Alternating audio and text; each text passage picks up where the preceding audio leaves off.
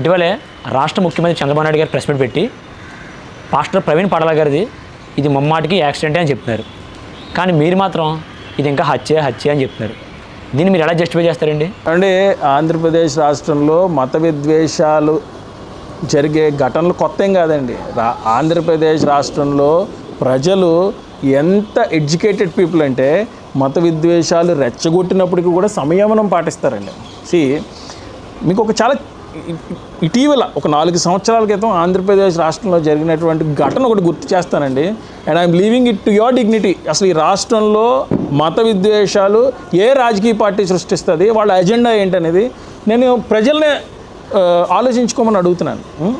ఎందుకంటే AP DGP bomb పేల్చారు. ఆలయాలు విగ్రహాల విధ్వంసంలో ఎవరు నిందితులో చెప్పారు. అందులో బ్లాస్టింగ్ మ్యాటర్ ఏంటంటే ప్రధానంగా టీడీపీ, కొందరు బీజేపీ కార్యకర్తలు కూడా ఉన్నారనేది ఇప్పుడు ట్విస్ట్.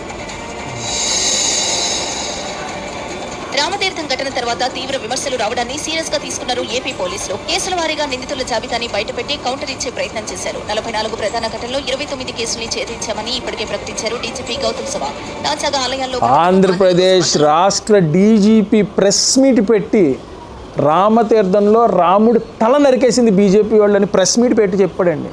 ఇప్పుడు వచ్చి గౌతమ్ సవాంగ్ మీద భారతీయ జనతా పార్టీ వాళ్ళు 11 సంవత్సరాల నుంచి అధికారంలో ఉన్నారు కదండి. ఏ విధమైనటువంటి యాక్షన్ అన్నా తీసుకున్నారండి? Because this is true. అప్పటి రాష్ట్ర బీజేపీ అధ్యక్షుడు సోము వీర్రాజు గారు డిఫమేషన్ సూట్ ఫైల్ చేశాడండి గౌతమ్ సవాంగ్ మీద. Is there any action taken? ఈ రాష్ట్రంలో బీజేపీ అంటే బి అంటే బాబు గారు చంద్రబాబు నాయుడు గారు, జే అంటే జగన్మోహన్ రెడ్డి, పి అంటే Pawan Kalyan. This is a definition of Bharatiya Janata party in the state of Andhra Pradesh.